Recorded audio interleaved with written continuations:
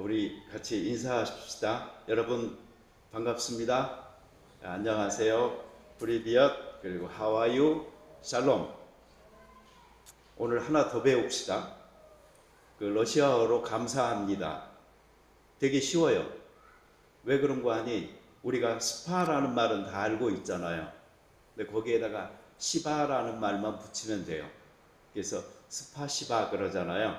그러면 그게 땡큐라는 말이라고 합니다. 그러니까 마리나에게 땡큐라고 해주세요. 스파시바. 스파시바 마리나 이렇게. 오늘 하나님을 예배하기 위해 나온 이 자리에 하나님의 은총이 우리 모두에게 함께하기를 바랍니다. 지난주 설교 여러분 얼마나 기억하세요? 이 시간 되면 굉장히 괴로우시죠? 아주 간단하게 정리해 봅시다. 사람이 살면서 필요한 게 무엇이 있을까요? 만약 여러분들 마음속에 공기나 음식이나 물이 먼저 생각나잖아요. 그러면 나는 야만인에 가깝다. 나는 1차원적인 삶을 사는 것이다. 이렇게 생각하시면 됩니다. 근데 의복이나 주거나 오락이 생각나잖아요. 그러면 문화의 옷을 입은 사람이고 이것은 2차원의 삶입니다. 만약에 여러분에게 진선미가 생각이 나잖아요. 그러면 비로소 이제 사람다운 문화인이 이것이 3차원의 삶입니다. 근데 우리는 그리스도인으로서 4차원의 삶을 살도록 부름받았는데 그것은 믿음, 소망, 사랑입니다. 고린도전서 13장이 말하고 있는 믿음, 소망, 사랑은 어느 정도 추상적이고요, 고상해 보입니다. 그러나 데살로니가전서 1장 3절에서 믿음의 역사, 사랑의 수고, 소망의 인내, 이것은 바울이 말한 것인데요, 실제적이고 조금은 고생스러워 보이는 표현입니다. 믿음, 소망, 사랑이라는 추상적이고 고상한 이 라인을 따라서 살려고 하잖아요. 그러면 기독교 문화를 품고 향유하는 종교 귀족이 될 위험이 있습니다.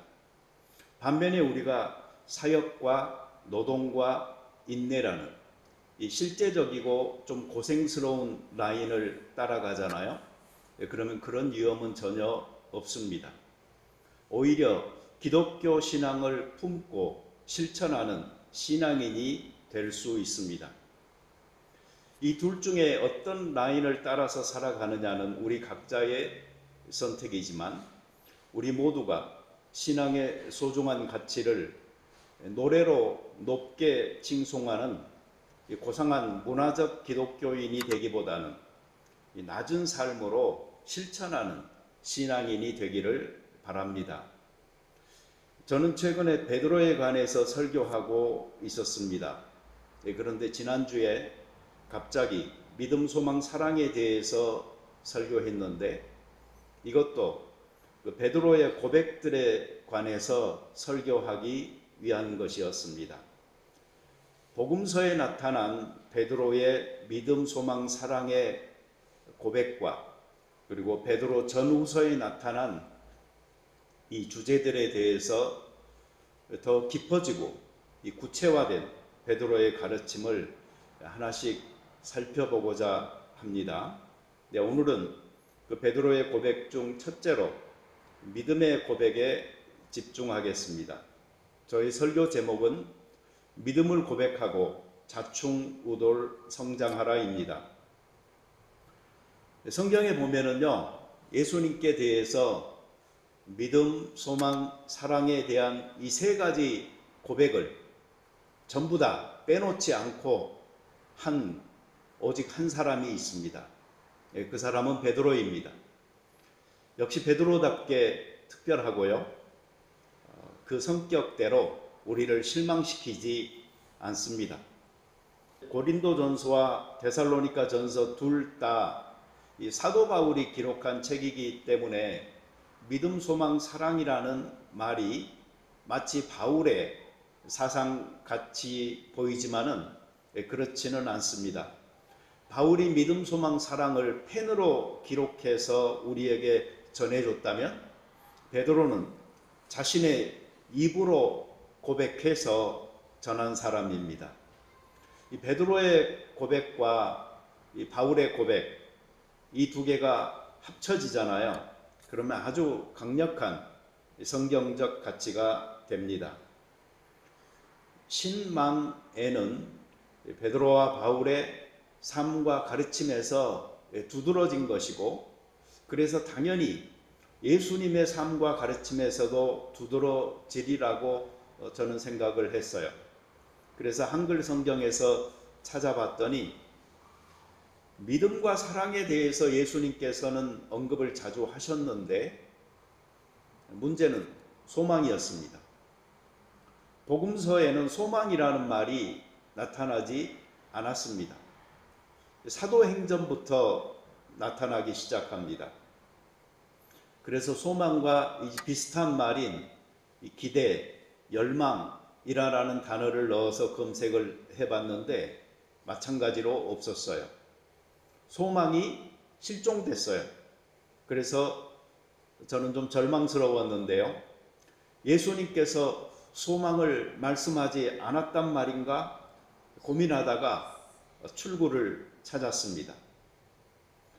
기대나 어떤 바램이나 희망을 갖게 된다면 사람들은 무엇을 하게 될까요? 무엇을 원하게 되는 거죠.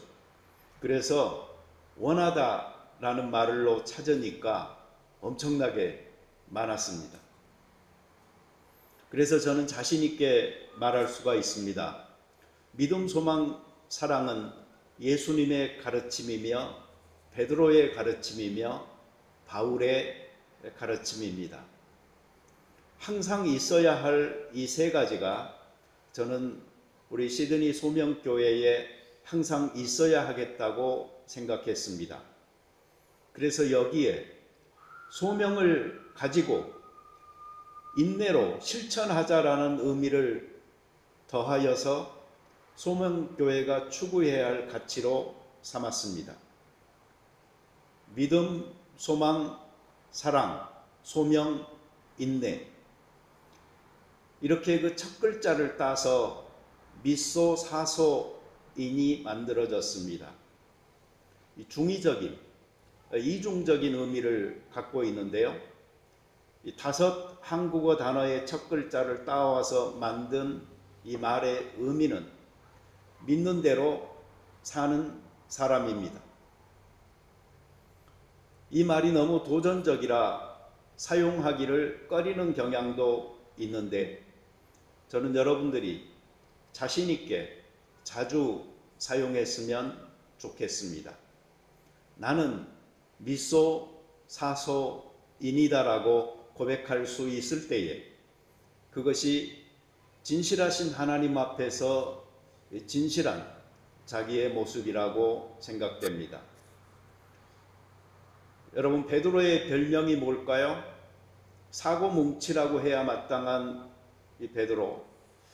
성경에 나타난 베드로를 보면은요, 아마도 주의력 결핍, 과다 행동 장애를 겪고 있었을 것이다 라고 말하는 사람들도 있습니다. 일반적으로 주의력이 부족하고 과다한 움직임이 있고 불규칙한 행동 등의 증상을 가지고 있는 신경학적인 질환입니다. 이는 일상생활에서 집중력이 떨어지고 계획을 세우기 어렵고 조직적인 업무에 어려움을 겪을 수 있는 증상으로 나타날 수 있습니다. 어떻습니까? 딱 봐도 바울과는 완전히 다른 성격의 사람입니다.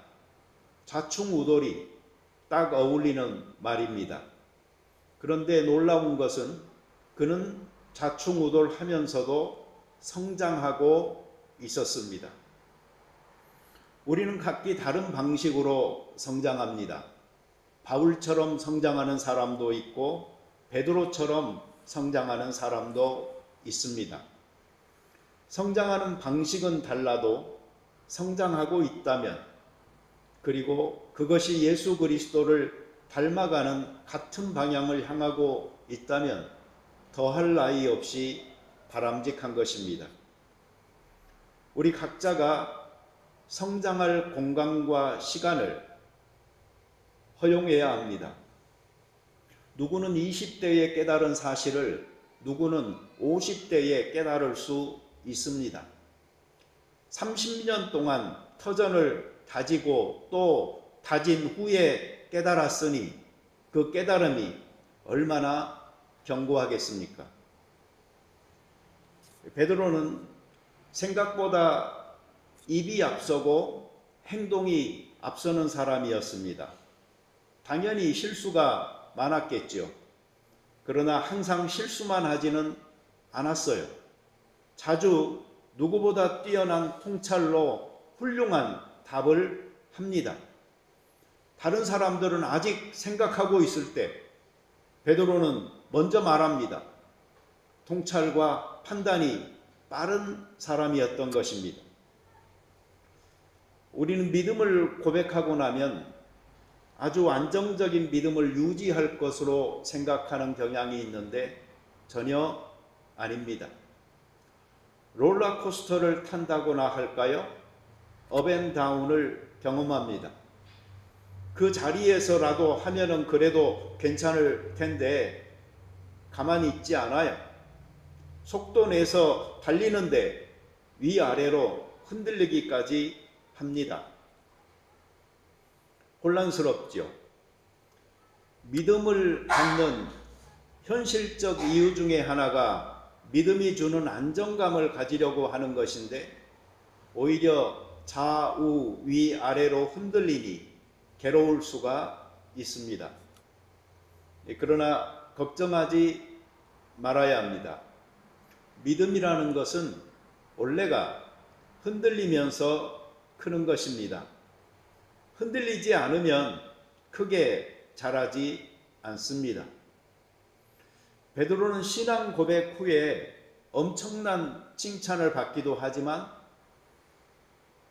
곧 이어서 엄청난 책망을 받기도 하잖아요. 그러니 우리가 이 믿음에 있어서 어떤 변화가 나에게 좀 심하다고 해서 절망할 필요는 없습니다. 왜 그런가 하니 믿음이라는 것 자체가 가변적인 것입니다. 변합니다. 올라갔다가 내려갔다가 하는 것이고 강해졌다가 약해졌다가 하는 것입니다. 어제의 믿음이 오늘의 믿음과 같지 않습니다. 오늘의 믿음이 또한 내일의 믿음과 같지 않습니다. 그렇기에 우리는 이렇게 말할 수 있습니다. 과거 믿음의 아련한 추억 속에 살지 마십시오. 미래 믿음의 허황된 계획 속에 살지 마십시오. 믿음이라는 것은 버릴 수 있습니다. 그리고 형식만 붙들고 있을 수도 있는 것입니다. 성경은 경건의 능력은 없고 경건의 모양만 갖추고 있을 수 있다라고 말하고 있습니다. 구약과 신약에서 한 가지씩 예를 들어 보겠습니다. 엘리 제사장, 고대 이스라엘의 신앙적 그리고 정치적인 지도자였지요. 우리가 기억하는 그 사무엘의 스승이기도 합니다. 그러나 엘리의 두 아들 홈니와 비느하스가 성전에서 불법적인 행동을 했고 하나님의 노하심이 그 가족을 심판합니다. 아벡에서의 전투에서 두 아들이 사망을 했고 이 소식을 들은 엘리는 그 자리에서 뒤로 넘어져 죽었습니다. 이미 하나님의 뜻은 사무엘에게 있는데 자리만 지키고 있으니 이런 일이 일어납니다. 저는 여러분들에게 말씀드리고 싶어요. 저에게 이런 일이 일어나지 않도록 주시기 바랍니다. 하나님께서 우리들 가운데 또는 우리 중으로 하나님께서 준비한 사람을 일으켜 세우고 불러서 제 자리도 제가 가볍은 마음으로 내려올 수 있게 좀 준비를 해 주시면 좋겠습니다. 마태복음 23장 23절에 보면은요, 예수님께서 이런 말도 합니다. 화 있을진저 외식하는 서기관들과 바리새인들이여, 너희가 박하와 해향과 근처에 11조는 들이되 율법에 더 중요한 바 정의와 긍휼과 믿음은 버렸도다. 그러나 이것도 행하고 저것도 버리지 말아야 할지니라. 얼마나 한심합니까?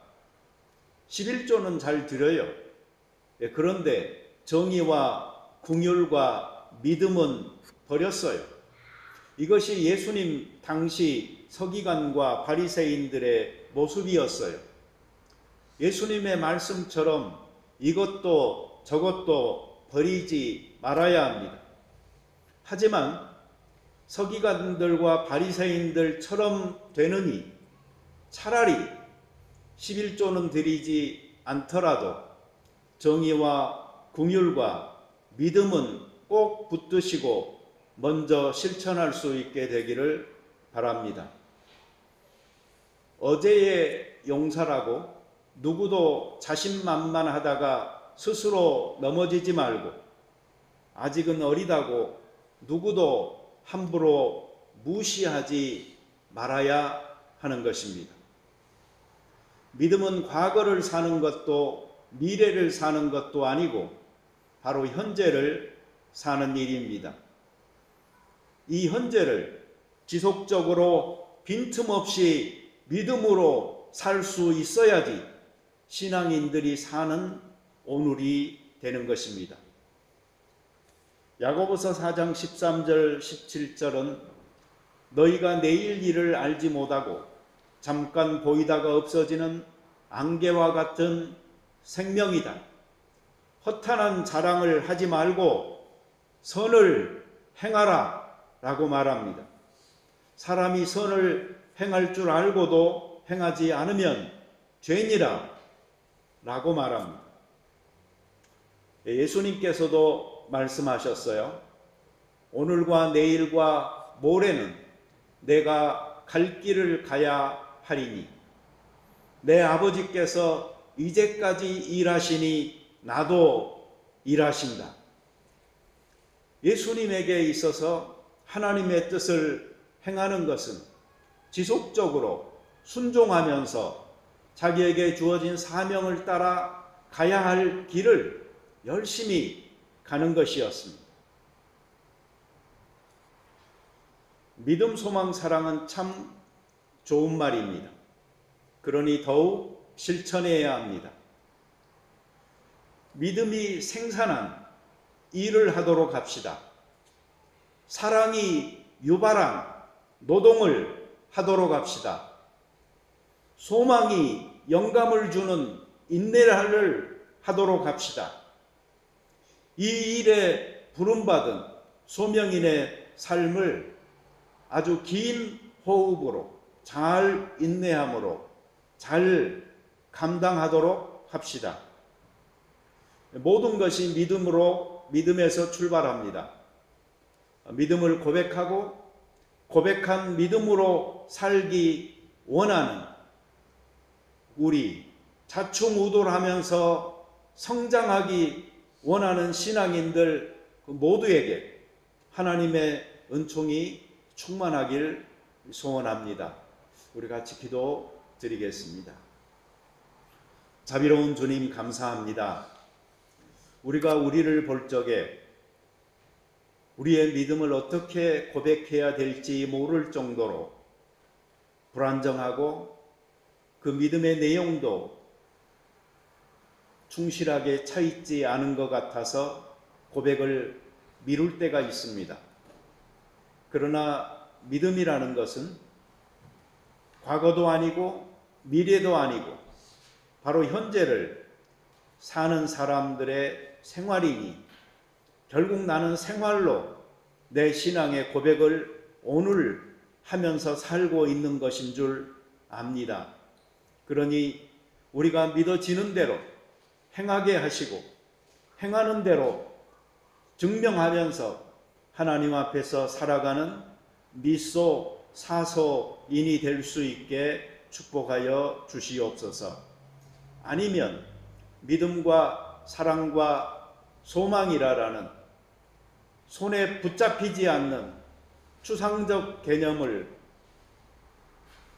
추구하면서 믿음을 낮은 땅으로 끌어내리지 못하고 낮게 내가 나의 삶으로 일하고 노동하고 인내하는 자리로 이르지 못하는 것을 아옵나니 주여 우리로 하여금 보다 더 실제적인 믿음을 가지고 살아가는 사람들 될 수 있게끔 축복하여 주시옵소서. 예수님의 이름으로 기도드립니다. 아멘.